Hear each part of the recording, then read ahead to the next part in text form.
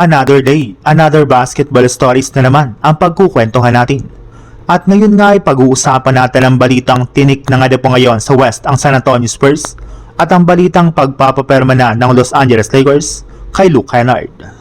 Simula nga po sa pagiging lottery team ng San Antonio Spurs ng mga nagdaang taon ay tuluyan na nga po silang naging mas agresibo bilang isang playoff contender.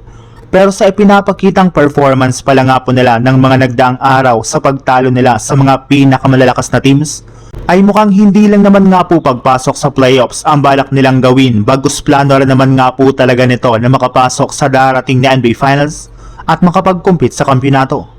Sila na rin naman nga pong itinuturing na tinik ngayon sa Western Conference at siyang may pinakamalaking tsansa na makapag-dethrone sa ating defending champions na OKC Thunder. Napaka-competitive rin naman nga po ngayon ng kanilang team. Sadyang ang problema lang naman nga po ngayon ng Spurs ay ang kawalan nila ng experience sa playoffs bilang isang team, lalo na si Victor Wembanyama na siyang kailangan nilang paghandaan. Sa ibang balita naman, nagawa nga po na maipanalo ng Lakers ang kanilang game laban sa Knicks. Salamat sa kanilang pinakabagong player na si Luke Kennard na siya nagbibigay ngayon ng napakalaking confidence sa kanilang team gamit ang 3-point shooting, ay mas maayos na nga pong opensa ng Lakers. Ang nooy problema nga po nila sa shooting ay naging strength o kalakasan na nga po ngayon ng kanilang kupunan. Mas maayos na rin naman nga pong nakakapag-drive ang iba nilang mga players dahil sa kanya.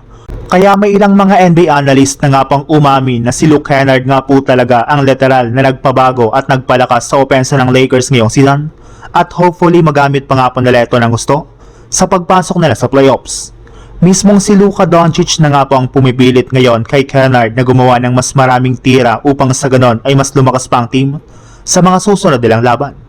At dahil nga po sa napakagandang performance ni Luke Kennard, ay meron na nga po agad nakahandang bagong kontrata sa kanyang Lakers na nagkakahalaga ng $33 million sa loob ng 3 taon. Bali meron na lang naman nga pong 1 taong kontrata si Luke Kennard sa Lakers at magiging isa na nga po siyang ganap na unrestricted free agent. Kaya kailangan nga po nila itong offer ng mas malaking deal para manatili ito sa kanilang lineup.